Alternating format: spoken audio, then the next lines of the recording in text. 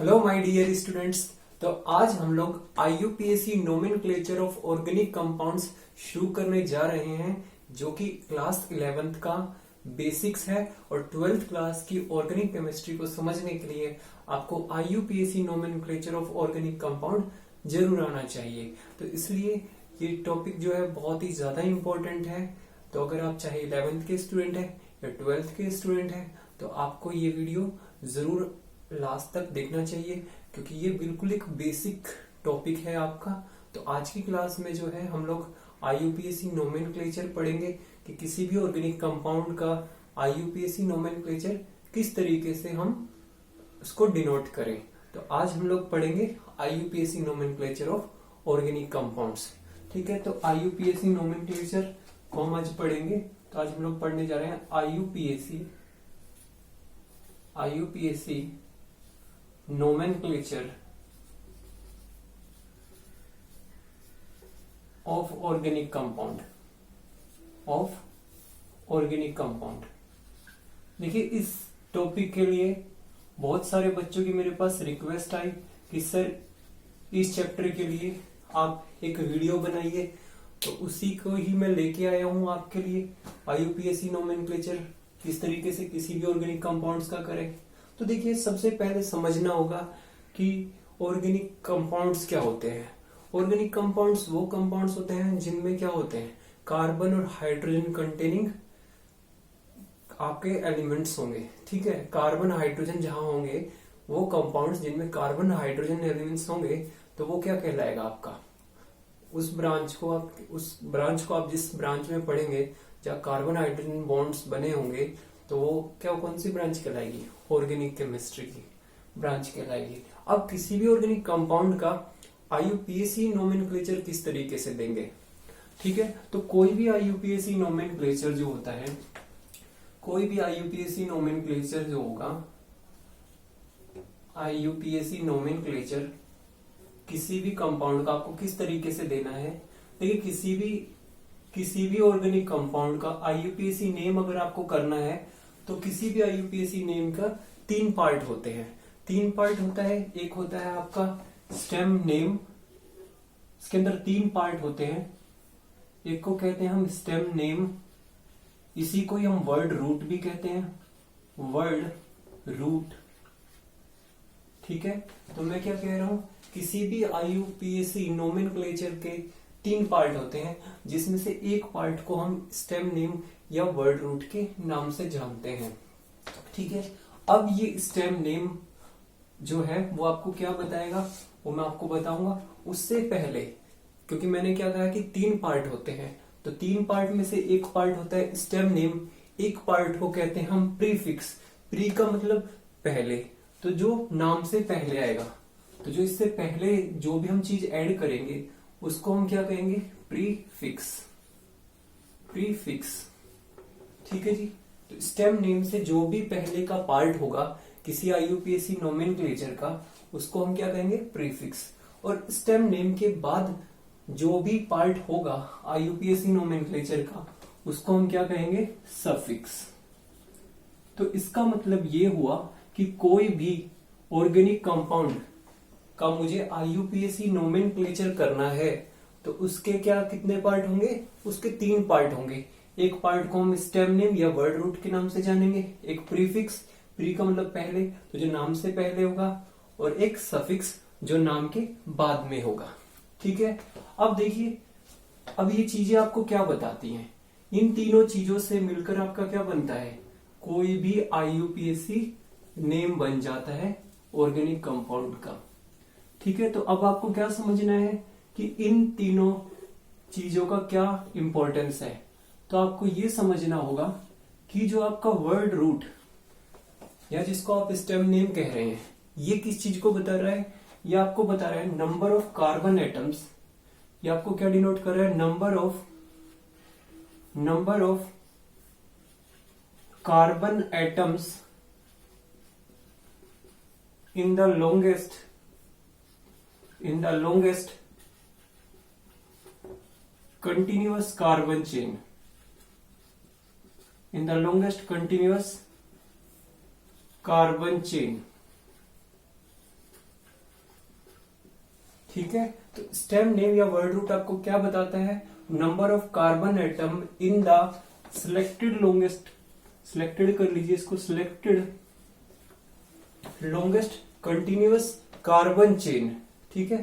तो stem name आपको क्या बताता है कि जो आपने सबसे लंबी कार्बन चेन जो कि आपने सिलेक्ट की है किसी भी ऑर्गेनिक कंपाउंड में, जो कि आपने सबसे लंबी वाली कार्बन चेन जो सिलेक्ट की है उसमें कितने कार्बन है, उसको कौन बताएगा?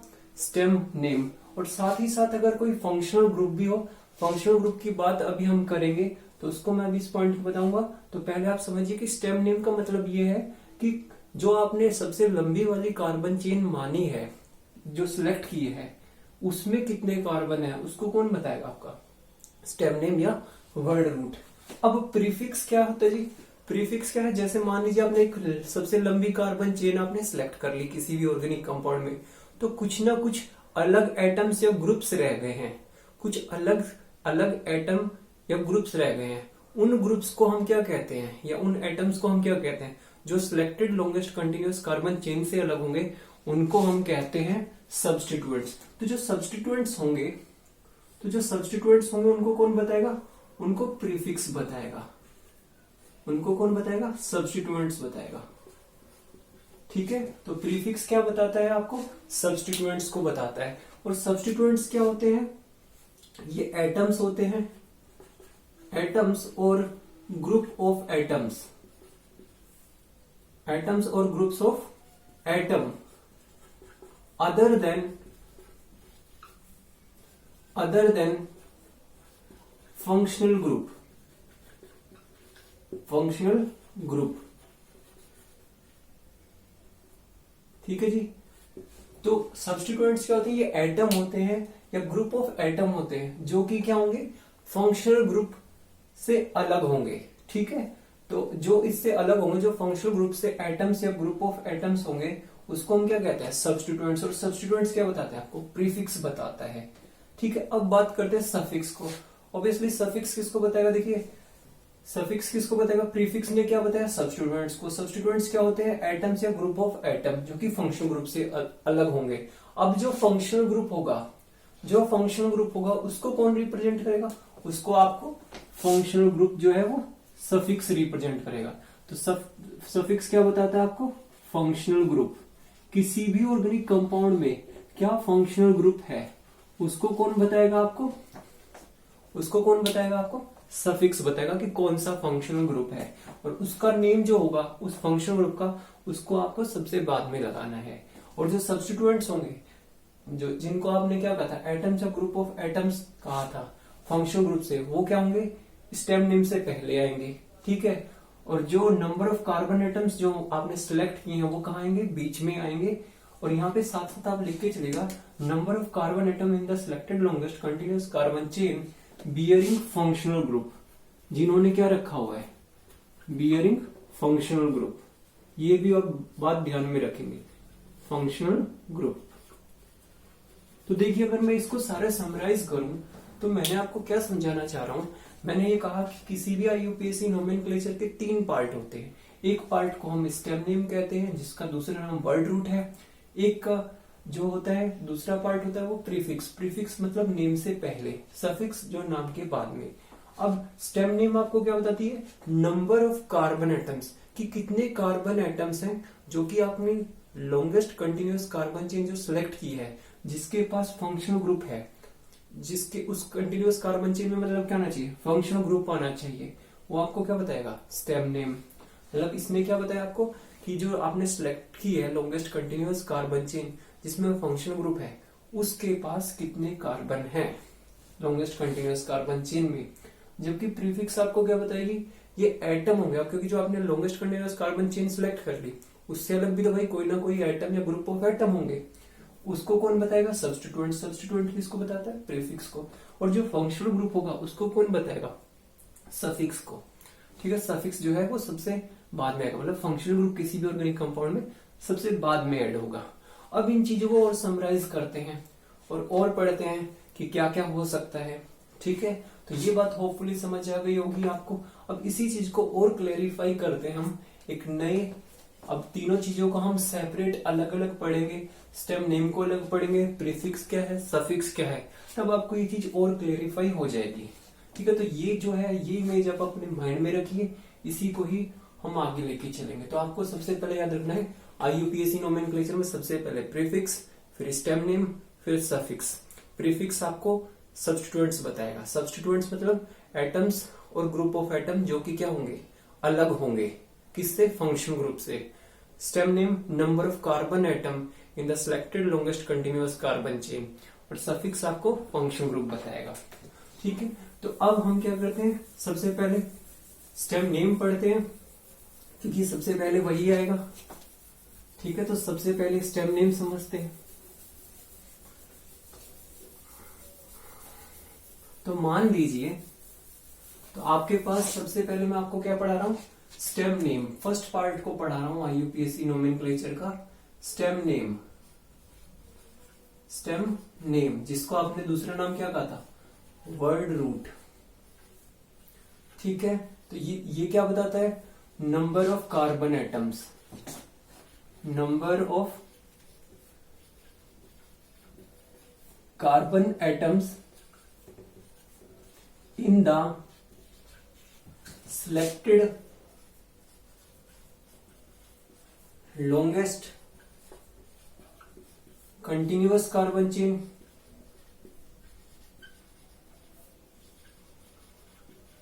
यही बात हुई थी हमारी, फंक्शन ग्रुप की जो बात है हम आगे करेंगे। ठीक है, तो नंबर ऑफ कार्बन एटम्स को बताएगा जो कि आपने सबसे लंबी कार्बन चेन मानी है। मान लीजिए उस कार्बन, उस जो आपने सिलेक्टेड की है उस लॉन्गेस्ट कंटिन्यूअस कार्बन चेन में, अगर मान लीजिए कि नंबर ऑफ कार्बन एटम्स में यहां लिखता हूं नंबर ऑफ कार्बन एटम्स, और इधर मैं लिख रहा हूं आपका स्टेम नेम या वर्ड रूट। ठीक है, तो आपको क्या ध्यान रखना है, अगर नंबर ऑफ कार्बन एटम्स की वैल्यू कितनी है, अगर जो आपने सिलेक्ट की है सबसे लंबी वाली कार्बन चेन, अगर उसके अंदर एक कार्बन आ रहा है तो स्टेम नेम क्या होगा, मिथ। मिथ, ये आप छोटी क्लास में भी पढ़ते हैं ऐसे। तो स्टेम नेम क्या होगा, मिथ। अगर 2 कार्बन होगा तो नाम क्या होगा, इथ। अगर 3 होगा तो प्रोप।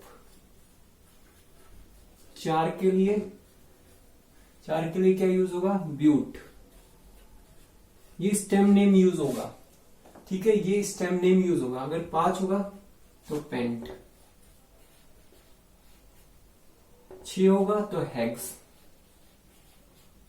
7 होगा तो हेप्ट, 8 होगा तो ऑक्ट, 9 होगा तो नॉन, और अगर 10 होगा आपका तो आपका क्या रहेगा, डेक। तो डेक आपका जो है ये रहेगा। ठीक है, तो आपको ये बहुत अच्छे से आपने छोटी क्लास में भी याद किया था, वही मैंने किया। अगर आपने सबसे लंबी वाली कार्बन चेन जो सिलेक्ट की है, अगर उसके अंदर एक कार्बन, तो क्या स्टेम नेम यूज होगा, मिथ। 2 के लिए इथ, 3 के लिए प्रोप, 4 के लिए ब्यूट, 5 के लिए पेंट, 6 के लिए हेक्स, 7 के लिए हेप्ट, 8 के लिए ऑक्ट, 9 के लिए नॉन और 10 के लिए डेक। ठीक है, तो ये तो बात हुई स्टेम नेम की, क्या स्टेम नेम क्या यूज होगा। अब बात करते हैं जो स्टेम नेम से पहले जुड़ता है, वो क्या जुड़ता है, प्रीफिक्स। और प्रीफिक्स जो है वो बहुत ही इंपॉर्टेंट है समझने के लिए, क्योंकि जब बच्चे, मैंने देखा है कि बच्चे जो है वो कंफ्यूज रहते हैं, उनके पास कोई बड़ा सा कंपाउंड दे दो, ऑर्गेनिक कंपाउंड, तो उनको ये समझ नहीं आता कि पहले किसको लगाना है। तो पहले हमें सब प्रीफिक्स को लगाना है। और प्रीफिक्स क्या होते हैं, ये एटम्स होते हैं, ग्रुप ऑफ एटम्स होते हैं। तो पहले ये बात क्लियर आपको हो गई होगी। तो अब जो है नेक्स्ट पार्ट जो है हम उसको लेके आते हैं और उसको डिस्कस करेंगे। नेक्स्ट पार्ट जो है आपका क्या रहेगा, next part is your prefix. जो सेकंड पार्ट है वो क्या रहेगा, प्रीफिक्स। तो जो नेक्स्ट पार्ट है वो क्या है आपका, प्रीफिक्स। प्रीफिक्स मतलब, प्रीफिक्स क्या होते हैं, जो नाम से, स्टेम नेम से पहले लगते हैं। तो ये होता क्या है प्रीफिक्स, अगर आपसे पूछे तो प्रीफिक्स आपको बताता क्या है, सब्स्टिट्यूएंट्स को बताता है। तो इसमें मैं अगर आपसे पूछूं कि ये होता क्या है, तो हम क्या कहेंगे, प्रीफिक्स द स्टेम नेम। तो हम क्या कह सकते हैं, the stem name may have certain groups और ग्रुप्स ऑफ एटम या एटम्स, ग्रुप्स ऑफ एटम भी हो सकते हैं। द स्टेम नेम में हैव सर्टेन ग्रुप्स और एटम्स अटैच्ड टू इट। भाई स्टेम नेम के पास कुछ ग्रुप्स हो सकते हैं या एटम्स हो सकते हैं जो कि उससे जुड़े होंगे, ठीक है, जिनको आपने क्या कहा, सब्स्टिट्यूएंट्स कहा। द स्टेम नेम में हैव सर्टेन ग्रुप्स और atoms attached to each which are termed as, जिनको हम क्या कहेंगे, टू इट विच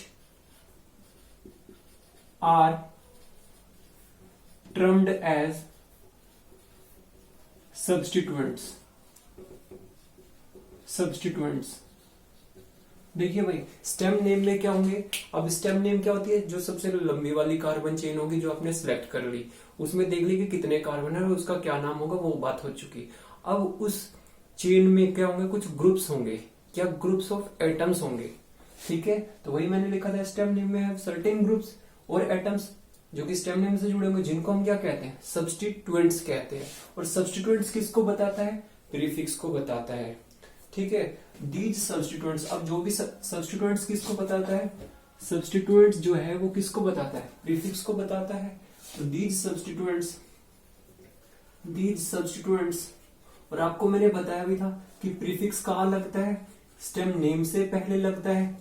तो these substituents are prefixed, prefix की तरह ही यूज होता है। प्रीफिक्स का मतलब added before the stem name, stem name से पहले क्या कर देना है आपको, इन प्रीफिक्स को जोड़ देना है। अब देखिए कुछ चीजें हैं जो क्या है, वो हमेशा ही, कुछ एटम्स है, ग्रुप ऑफ एटम है जो कि हमेशा ही प्रीफिक्स की तरह बिहेव करते हैं, तो उनको आप रिमेम्बर कर लीजिए बिल्कुल, वो हमेशा ही क्या होंगे, प्रीफिक्स की तरह होंगे। तो कुछ सब्स्टिट्यूएंट्स की मैं टेबल दे रहा हूं, वो हमेशा किसकी तरह बिहेव करेंगे, सब्स्टिट्यूएंट्स की तरह बिहेव करेंगे, और उनको हम कैसे करेंगे, प्रीफिक्स में लिखेंगे। तो एक आप टेबल बना लीजिए। तो मैं यहाँ क्या बता रहा हूं आपको, कुछ कॉमन सब्स्टिट्यूएंट्स बता रहा हूं जो कि हमेशा प्रीफिक्स की तरह।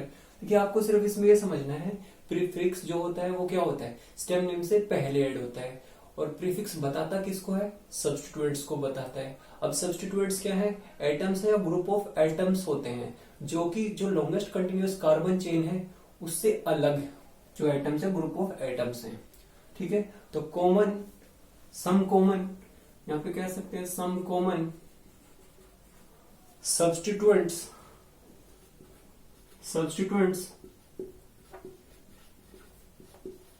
कुछ कॉमन सब्स्टिट्यूएंट्स दे रहा हूं जो कि हमेशा किसकी तरह यूज होंगे, प्रीफिक्स की तरह यूज होंगे।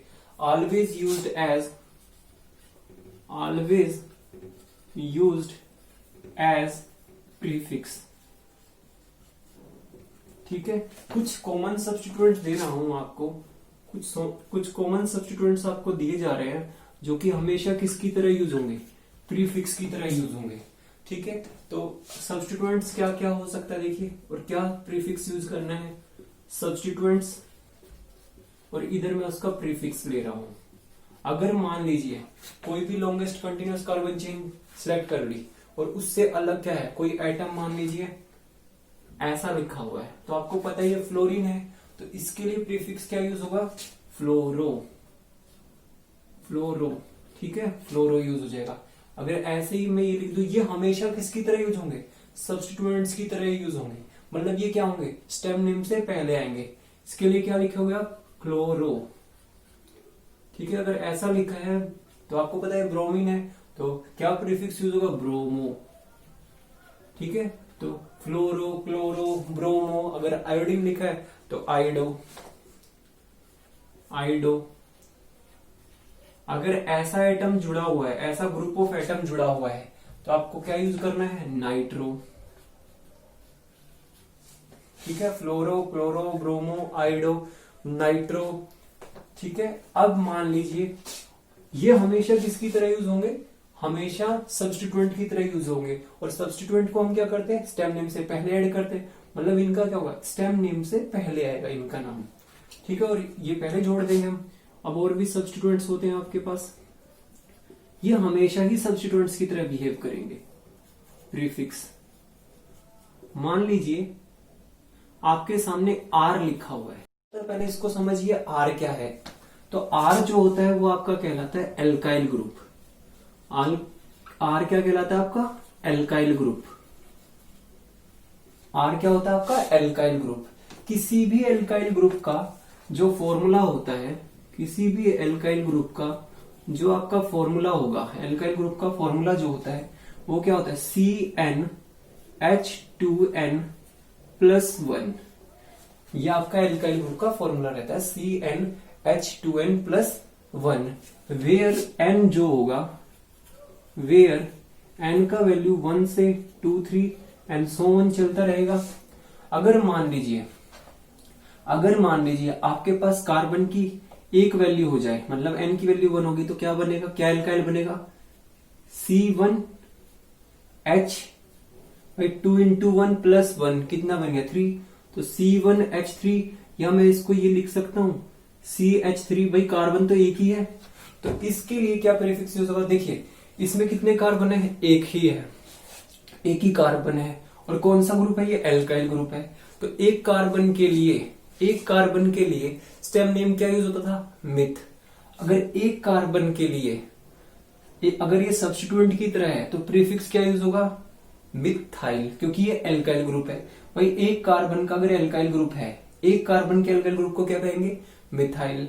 अगर मान लीजिए मैं यहां पर 2 वैल्यू रख दूं तो क्या बनेगा, C2H का वैल्यू कितना बनेगा, 5, यही बनेगा C2H5। देखिए यही बनेगा C2H5।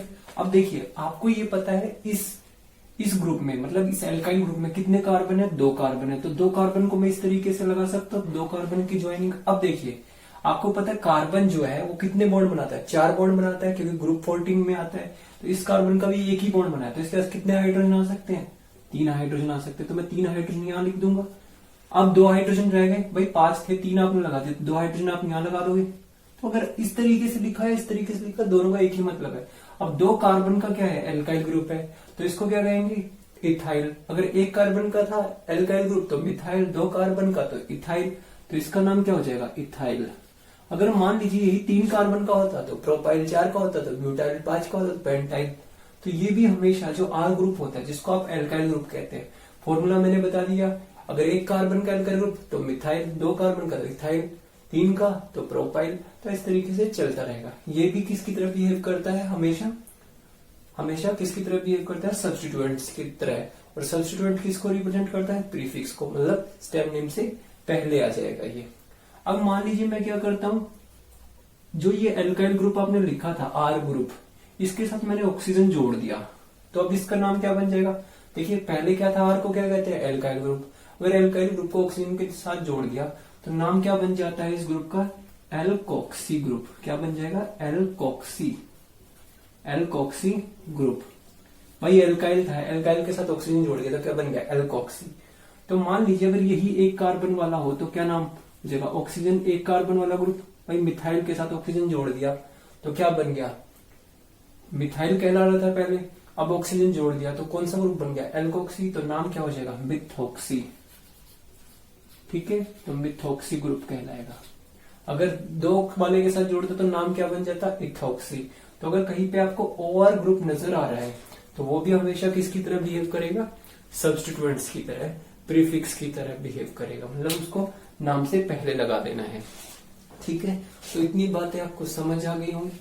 अब मैं कुछ और आपके सामने लेके आ रहा हूं, कुछ और सब्स्टिट्यूएंट्स कि और कौन कौन से सब्स्टिट्यूएंट। तो अभी कुछ और सब्स्टिट्यूएंट्स की बात करते हैं। देखिए अभी हमने एल्काइल ग्रुप को डिस्कस किया, तो एल्काइल ग्रुप को थोड़ा और वास्ट में हम लेके चलते हैं कि एल्काइल ग्रुप को कैसे और प्रीफिक्स यूज करना है। तो आपको पता है कोई भी एल्काइल ग्रुप जो होता है उसको हम आर से रिप्रेजेंट करते हैं, आर से हम रिप्रेजेंट करते हैं किसी भी एल्काइल ग्रुप को। ठीक है, तो आपको ये पता है, फॉर्मूला मैंने बताया CnH2n+1 जो होता है इसका फॉर्मूला होता है।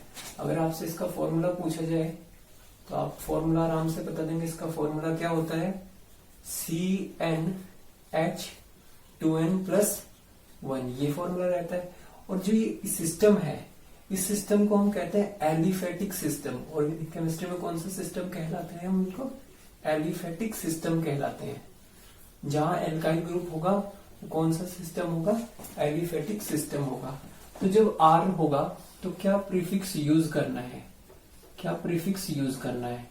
तो आपने देखा था कि अगर एक कार्बन का है तो आपका क्या बना था, CH3। भाई इसमें अगर आपने N का वैल्यू 1 रखा है तो C1H3 बना, तो CH3 बना। तो क्या प्रीफिक्स यूज हुआ, मिथाइल। और दो के लिए C2H5 लिखेंगे आप, या आपको इस तरीके से भी लिख के दे सकता है वो CH2CH3, एक ही मतलब है। तो क्या यूज हो जाएगा, इथाइल। और अगर 3 लिखा हो तो 3 के लिए क्या फॉर्मूला बनेगा, C3H। भाई अगर 3 वैल्यू रखोगे तो कितना आ जाएगा, 3 2 6 + 1 7। तो इस तरीके से इसको कैसे लिख सकते हो, 3 कार्बन जोड़ दोगे आप। हाँ जी, तो इसमें अगर मैं तीनों कार्बन को इस तरीके से जोड़ सकता हूँ, तीनों कार्बन को। भाई इस कार्बन का एक ही बॉन्ड बना तो कितने हाइड्रोजन जोड़ सकते हैं, 3। यहाँ पर कितने हाइड्रोजन, 2। यहाँ कितने जाएंगे, 2। तो मैं अगर इसको इस तरीके से लिखूं तो दोनों एक ही मतलब है। आप इसको कनेक्ट करके देखिए, C3H7 बन रहे, भाई 3 कार्बन है और 7 हाइड्रोजन। तो इस तरीके से लिखा हुआ, इस तरीके से दोनों का मतलब क्या है, एक ही है। तो आपका क्या नाम बनेगा भाई, 3 कार्बन का अगर एल्काइल ग्रुप है तो नाम क्या होगा, प्रोपाइल। तो इसका नाम क्या हो जाएगा, प्रोपाइल। ठीक है, प्रोपाइल जो है इसका नाम हो जाएगा। मान लीजिए कि अगर इस तरीके से आपको दे दें CH3CH3, तो इसका नाम दोगे आप किस तरीके से। तो देखिए, जब भी ऐसा कोई कंपाउंड होता है तो आप क्या करोगे, आप लॉन्गेस्ट कंटिन्यूअस कार्बन चेन देख लीजिए। भाई ये यहाँ से जुड़ा हुआ है, ये यहाँ से जुड़ा हुआ है, तो 1 2 यही लॉन्गेस्ट होगी, यहाँ से जुड़ा हुआ है, तो ये यहाँ से जुड़ा हुआ है। तो 2 कार्बन की लॉन्गेस्ट होगी, 3 की नहीं हो सकती क्योंकि ये यहाँ से जुड़ा हुआ है। ठीक है, तो 2 की होगी। या आप ये दोनों भी कनेक्ट कर सकते हो, 1 2, इसको भी 2 कर सकते हो, या इसको 1 2। तो देखिए, अगर आप इसका नाम देखो तो 1 पे कौन सा ग्रुप है, CH3 को कौन सा ग्रुप कहते हैं हम, मिथाइल। तो 1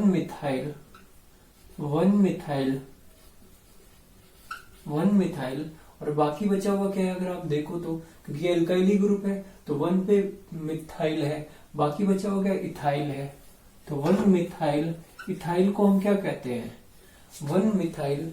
इथाइल ना यूज करके हम प्रीफिक्स शॉर्ट में क्या यूज कर लेंगे, हम आइसोप्रोपाइल यूज कर लेंगे। क्या यूज कर लेंगे, आइसोप्रोपाइल। हम ये यूज करेंगे, आइसोप्रोपाइल ज्यादा बेटर रहेगा अगर इसको हम आइसोप्रोपाइल यूज करेंगे तो। ठीक है, तो जब भी आपको ये ग्रुप देंगे CH से CH3 जुड़ा हुआ है तो आइसोप्रोपाइल यूज करेंगे। ऐसे तो आप 1 मिथाइल इथाइल इसका नेम हुआ, लेकिन आप यूज क्या करेंगे, आइसोप्रोपाइल। अब मान लीजिए कि ये ऐसा दे दें आपको, इस तरीके का कोई एल्काइल ग्रुप दे दें, तो आपको सीधी सी बात है, 4 कार्बन दिखाई दे रहे हैं, एल्काइल ग्रुप है। फॉर्मूले में रख के देखिए, C4H9 पे 2 4 6 और 3 9 हाइड्रोजन आएगा। अगर मैं N का वैल्यू 4 रखूंगा तो ये क्या बन जाएगा, ब्यूटाइल। ठीक है, तो कोई भी एल्काइल ग्रुप दिया हो आप आराम से, और ये हमेशा किस तरीके से यूज होंगे, प्रीफिक्स, मतलब स्टेप नेम से पहले ही आएगा ये सब कुछ। मान लीजिए अब मैं आपको ऐसा दे दूं कोई कंपाउंड CH2 CH3 इस तरीके का मैंने आपको कंपाउंड दे दिया। तो देखिए, ये यहाँ से जुड़ा हुआ है, किसी चेन से जुड़ा हुआ है, ये चेन से अलग पार्ट होता है। क्योंकि सब्स्टिट्यूएंट्स क्या होते थे, एटम्स या group of atoms other than the longest continuous carbon chain से जो अलग होंगे। तो देखिए, ये चेन से बाहर होगा तो इसको लॉन्गेस्ट कंटिन्यूअस कार्बन चेन मान लेना। ये अब 3 में इसको भी ले सकता है, इसको भी ये ले लोगे। तो देखिए, 2 पर क्या है, मिथाइल, बाकी बचा क्या है, प्रोपाइल। तो इसका पूर्ण नाम देखो तो क्या बनेगा, 2 मिथाइल प्रोपाइल। 2 methyl propyl. अब 2 मिथाइल प्रोपाइल ना यूज करके आपको क्या यूज करना है इसकी जगह, आइसोब्यूटाइल। जब भी आपको ये दिखेगा तो आपको क्या यूज करना है, आइसोब्यूटाइल। आइसोब्यूटाइल। अब देखो मैंने इसको आइसोब्यूटाइल इसलिए लिखा है क्योंकि अगर इसमें देखो आप ओवरऑल, अगर आप इसमें ओवरऑल देखो तो कितने कार्बन है भाई, 3 तो ये हो गए, एक ये, तो टोटल 4 कार्बन है, इसलिए ब्यूटाइल। तो आइसोब्यूटाइल। यहाँ देखो कितने कार्बन थे इसमें, पूरे में 3 थे, तो इसलिए आइसोप्रोपाइल। ठीक है, तो ये आइसोब्यूटाइल हो गया। तो होपफुली आपको यहां तक समझ आई। अब मान लीजिए इस तरीके से कनेक्ट है कोई चेन से, और इस तरीके से मैं एक कंपाउंड दे दिया CH3 CH3 CH3, इस तरीके का एक कंपाउंड दे दिया, तो लॉन्गेस्ट कंडीशन यहां से जुड़ा हुआ है, तो 1 2 यही बनेगा लॉन्गेस्ट में। ठीक है, तो इस तरीके से आप नाम दे सकते हैं इसका। तो इसका नाम अगर देखें तो आप क्या बनेगा, 1 1 पे क्या है, 1 1 पे क्या है, मिथाइल ग्रुप है, 2 है, तो 2 के लिए प्रीफिक्स यूज क्या करते हैं, डाई। तो आप क्या लिख सकते हो इसको, 1 1। भाई जब भी आप 2 नंबर लिखोगे तो क्या लगाना होगा, कॉमा। और जब भी आप क्या यूज करोगे, नंबर और वर्ड यूज करोगे, तो आपको क्या लगा देना, हाइफन। ये मैंने हाइफन लगा दिया। नंबर के बीच में कॉमा, और नंबर और वर्ड के बीच में क्या आएगा, हाइफन। तो देखिए 1 पे क्या है, मिथाइल ग्रुप है, लेकिन कितनी बार है, 2 बार है। एक ये है और एक ये है, तो नाम क्या हो जाएगा, कि 2 बार है, इसलिए डाई। कौन से ग्रुप है, मिथाइल, तो डाई मिथाइल। बाकी बचा हुआ क्या था, 2 कार्बन का था, तो इथाइल। अब ये ना यूज करके आप क्या लिख सकते हो उसको, देखिए अगर इस कार्बन को अगर मैं देखूं तो ये कितने कार्बन से जुड़ा हुआ है, 1 2 3, तो इसको 3 डिग्री, मतलब 3 डिग्री को हम ऑर्गेनिक केमिस्ट्री में बोलते हैं टर्शरी। और इसमें टोटल कितने कार्बन है, 4, 1 2 3 4, तो टर्शरी ब्यूटाइल बोल देंगे इसको हम। ठीक है, टर्शरी ब्यूटाइल। तो जब भी आपको ऐसा ग्रुप नजर आए तो आप टर्शरी ब्यूटाइल यूज कर सकते हैं। अभी और एल्काइल ग्रुप्स में यूज कर लेता हूं, ये हमेशा किसकी तरह यूज होंगे, हमेशा ही सब्स्टिट्यूएंट, मतलब एज अ प्रीफिक्स यूज होंगे। अगर मान लीजिए आपके सामने मैं ये ग्रुप दे दूं और आपसे पूछा जाए कि ये क्या, इसका प्रीफिक्स क्या होगा, मान लीजिए अगर आपके सामने ये दे दिया, इस तरीके का ग्रुप जुड़ा हुआ है, तो ये कोई एल्काइल ग्रुप नहीं है। ठीक है, ये कोई एल्काइल ग्रुप नहीं है। इसका नाम क्या होगा, इसका नाम होगा विनाइल। ठीक है, इसका नाम क्या यूज होगा, विनाइल। ये आपको ध्यान रखना है, विनाइल होगा। ठीक है, ये एल्काइल ग्रुप नहीं है, ये कोई एल्काइल ग्रुप नहीं है, ये सब्स्टिट्यूएंट है कोई भी। ठीक है, अगर ये सब्स्टिट्यूएंट लिखा हुआ है तो प्रीफिक्स क्या यूज करना है, विनाइल। अगर मान लीजिए आपके सामने ये लिखा हुआ है इस तरीके का, तो आप क्या यूज करेंगे, विनाइल की जगह आप क्या यूज करेंगे, एलाइल। ये कौन सा ग्रुप कहलाता है, एलाइल। और प्रीफिक्स क्या यूज होगा, एलाइल इसके लिए। ठीक है, तो यहां पर आपकी सब्स्टिट्यूएंट्स आर, जो सब आर एल्काइल ग्रुप था उसकी बात खत्म हुई है। ये विनाइल और एलाइल आप याद रखेंगे। ठीक है, देखिए विनाइल और एलाइल में फर्क क्या है, ये अटैच है यहां से, ये जो स्टेम नेम से जो लॉन्गेस्ट कंटिन्यूअस कार्बन चेन है उससे ये ग्रुप जुड़ा हुआ है। तो देखिए डायरेक्टली अटैच डबल बॉन्डेड को इसकी हाइब्रिडाइजेशन निकालो तो क्या होगी, sp2। अगर यहां पर निकालो तो इसकी हाइब्रिडाइजेशन क्या होती है, एलाइल में जो लॉन्गेस्ट कंटिन्यूअस कार्बन चेन से जुड़ा हुआ उस कार्बन की हाइब्रिडाइजेशन क्या है, sp3। ये मैंने आपको पढ़ाया था हाइब्रिडाइजेशन में, हाइब्रिडाइजेशन कैसे निकालते हैं। तो डबल बॉन्डेड कार्बन की हाइब्रिडाइजेशन क्या होती है, sp2। और जहां सिग्मा बॉन्डेड से कार्बन जुड़ा होता है वहां हाइब्रिडाइजेशन क्या होती है, sp3। इस तरीके से आप याद रख सकते हैं कि जो आपने लॉन्गेस्ट कंटिन्यूअस कार्बन चेन है, अगर डायरेक्टली अटैच्ड कार्बन जो है sp2 हाइब्रिडाइज्ड, तो एलाइल अगर 2 कार्बन का है, और विनाइल अगर sp3 हाइब्रिडाइज्ड है तो क्या नाम होगा, एलाइल। ठीक है, तो ये आपको हाइब्रिडाइजेशन निकालना आपको मैंने सिखाया है। अब कुछ और सिस्टम की बात करते हैं। ये सिस्टम थे एलिफेटिक सिस्टम। ठीक है, अब हम पढ़ते थोड़ा सा एरोमेटिक सिस्टम। एरोमेटिक सिस्टम मैं आपको नहीं समझाऊंगा इस क्लास में कि एरोमेटिक क्या होता है, उसके लिए मैं एक सेपरेट वीडियो लेके आऊंगा। अभी सिर्फ आप समझिए सब्स्टिट्यूएंट की तरह ही यूज होंगे ये भी, जो ये सिस्टम मैं लिखूंगा ये भी हमेशा क्या आएंगे, स्टेम नेम से पहले आएंगे। तो अगर कहीं आपको एरोमेटिक सिस्टम क्या होता है इसके लिए सेपरेट वीडियो आएगी। एरोमेटिक सिस्टम में आप ध्यान रखिए कि बेंजीन जो होता है वो एक एरोमेटिक सिस्टम होता है। अब कैसे होता है उसके लिए मैं एक सेपरेट वीडियो लेके आऊंगा। उसके लिए क्या प्रीफिक्स यूज होगा, तो आपको पता है बेंजीन क्या होता है, C6H6, तो अगर बेंजीन को देखो तो आप बेंजीन किस तरीके से बनाते हो, आप बेंजीन इस तरीके से ही बनाते हो। ये बेंजीन है C6H6 में, इसका फॉर्मूला क्या था C6H6। ये बेंजीन है।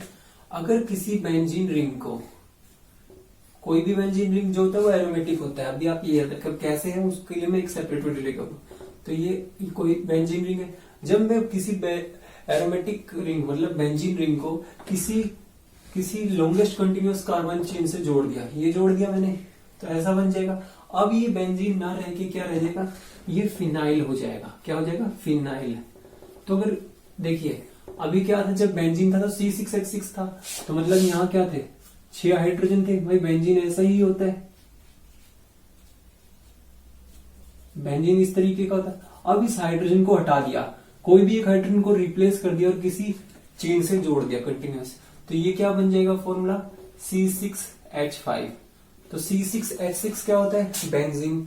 C6H5 को मैं इस तरीके से रिप्रेजेंट कर सकता हूं, तो क्या नाम होगा, फिनाइल। और प्रीफिक्स क्या यूज होगा आपका, फिनाइल।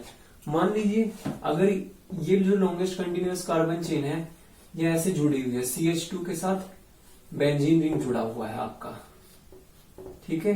तो ये होता है, इसको मैं इस तरीके से लिख सकता हूं, भाई CH2 तो था ही, और ये वाला क्या था, ऊपर वाला सेम है C6H5। तो इसको कहते हैं हम बेंजाइल। इसको क्या कहते हैं, बेंजाइल। बेंजाइल देखिए इस तरीके से लिखा होगा, CH2 के साथ बेंजीन रिंग जुड़ा है। अब ये एरोमेटिक सिस्टम कैसे, और ऐसा लिखा है कहीं पे, तो इसके लिए क्या यूज करेंगे हम, बेंजाइल प्रीफिक्स यूज करेंगे। अगर ऐसा लिखा है कहीं पे, इस तरीके से लिखा हुआ है C⋯O, इस तरीके से लिखा हुआ है, ठीक है, ये जुड़ा हुआ है, ये स्टेम, ये किसी लॉन्गेस्ट कंटिन्यूअस कार्बन से ये ग्रुप जुड़ा हुआ है, तो इसको क्या लिख सकते हो, C6H5, इस तरीके से लिखोगे, तो इसका नाम क्या होगा, इसका नाम होगा बेंजॉइल। बेंजॉइल।